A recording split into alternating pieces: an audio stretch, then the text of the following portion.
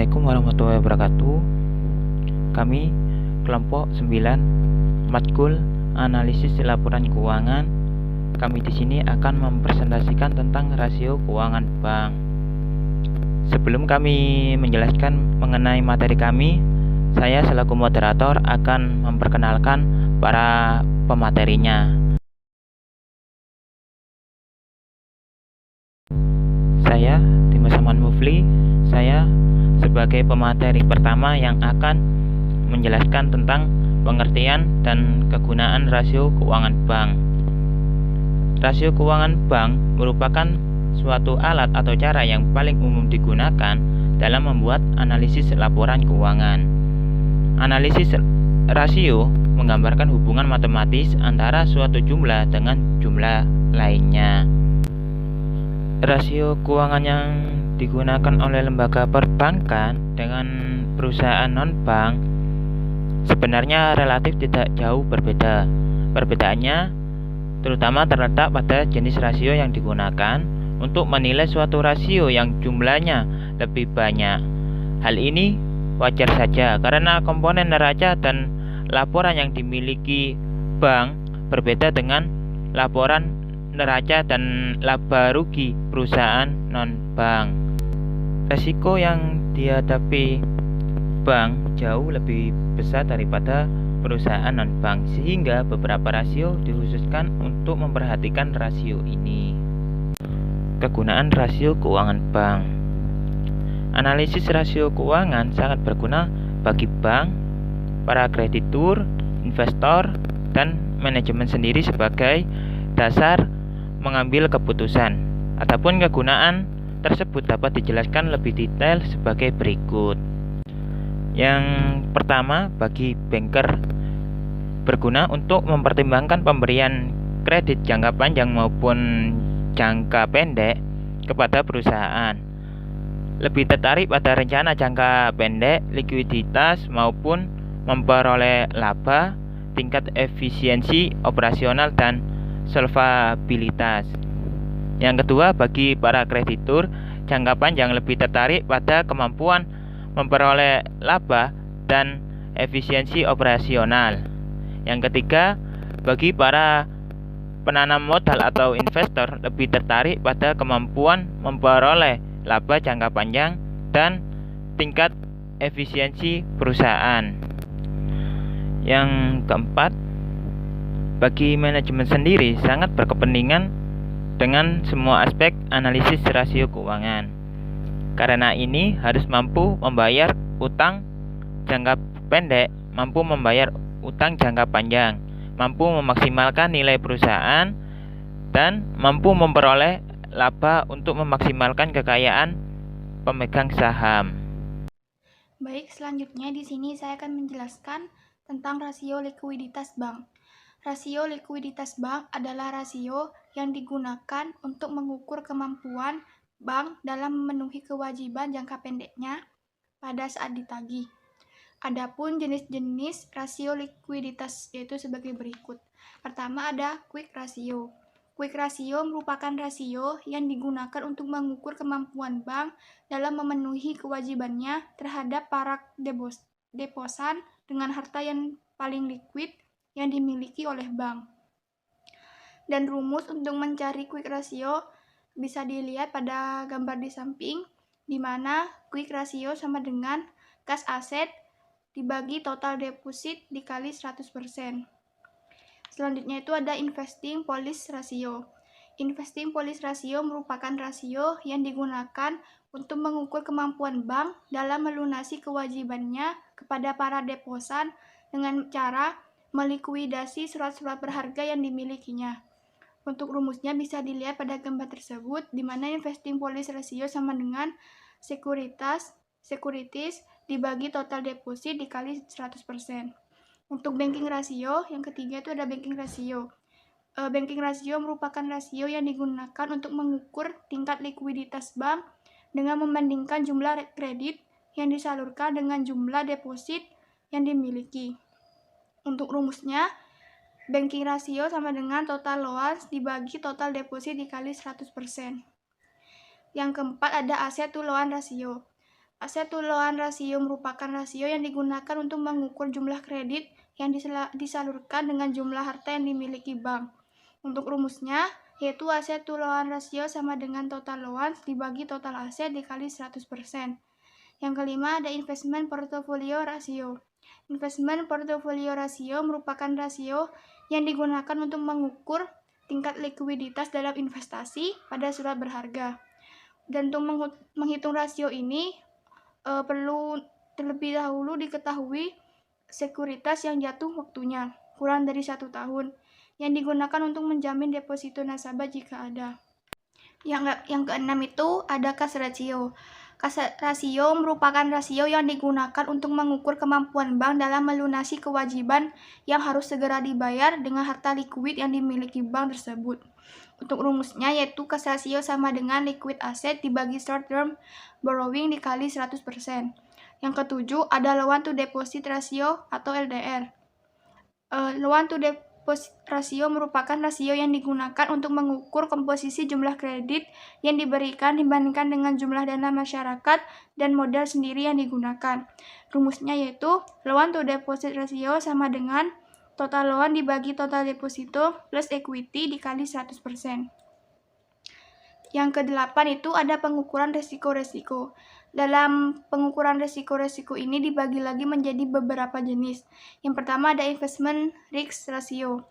Merupakan rasio yang digunakan untuk mengukur rasio yang terjadi dalam investasi surat-surat berharga, yaitu dengan membandingkan harga pasar surat berharga dengan harga nominalnya.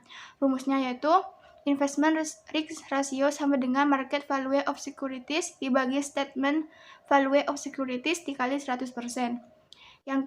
Yang kedua itu ada liquidity risk.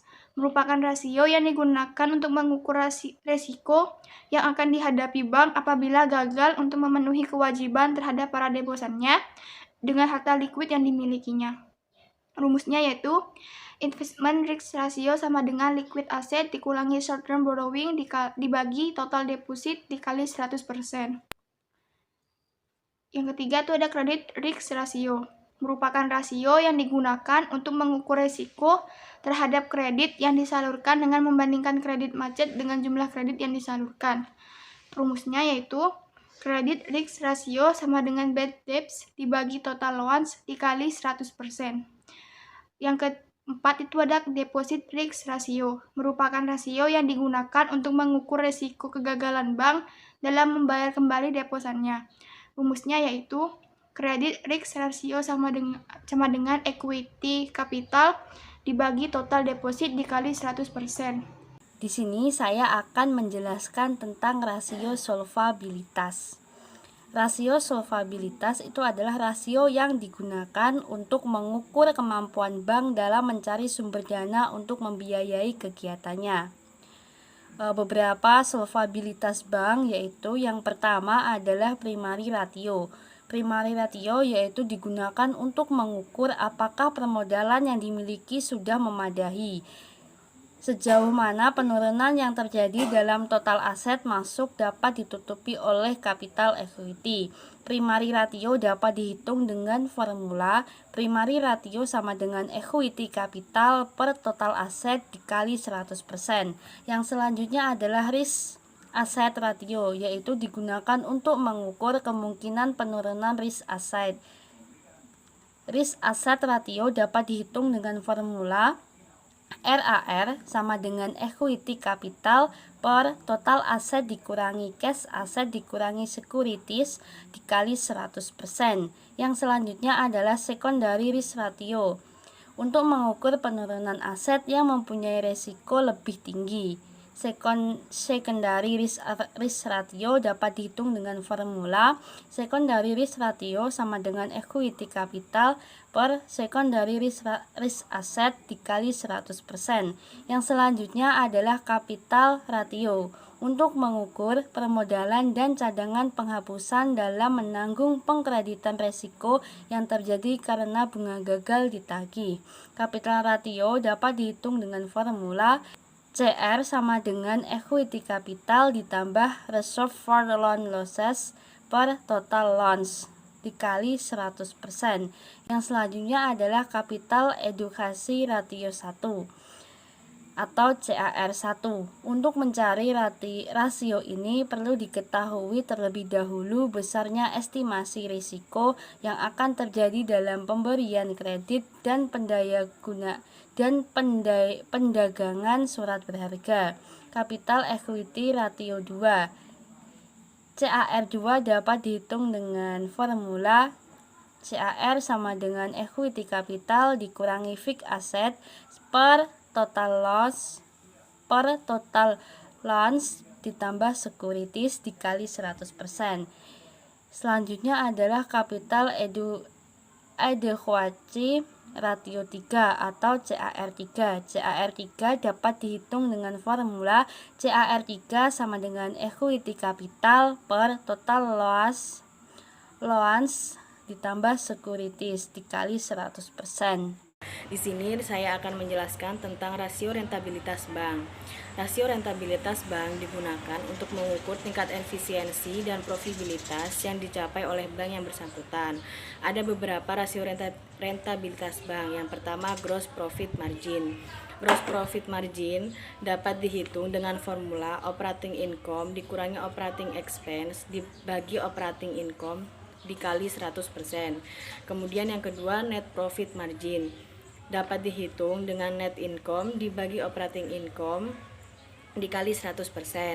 Kemudian yang ketiga, return on equity capital dapat dihitung dengan net income dibagi equity capital sama dikali 100%. Kemudian yang keempat, return on total asset. Dalam return on total asset dibagi kembali menjadi dua, yaitu gross yield on total asset dapat dihitung dengan operating income dibagi total aset dikali 100%. Yang kedua, net income total asset dapat dihitung dengan net income dibagi total aset dikali 100%.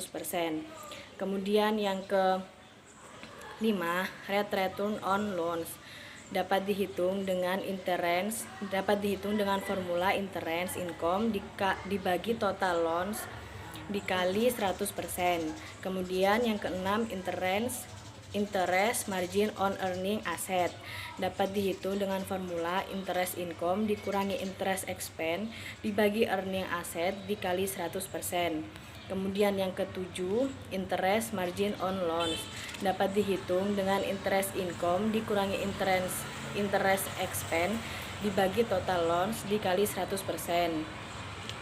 Kemudian yang ke-8, leverage multiplier dapat dihitung dengan total aset dibagi total equity dikali 100%.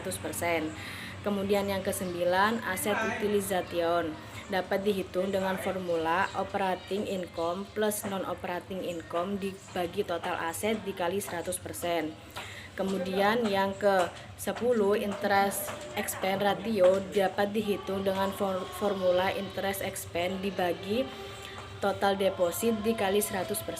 Kemudian yang ke-11, cost of fund dapat dihitung dengan formula interest expense dibagi total fund dikali 100%. Kemudian yang ke-12, cost of money dapat dihitung dengan biaya dana plus biaya overhead dibagi total dana dikali 100%. Kemudian yang ke-14, cash of loanable fund dapat dihitung dengan formula biaya dana dibagi total dana plus unloanable fund dikali 100%.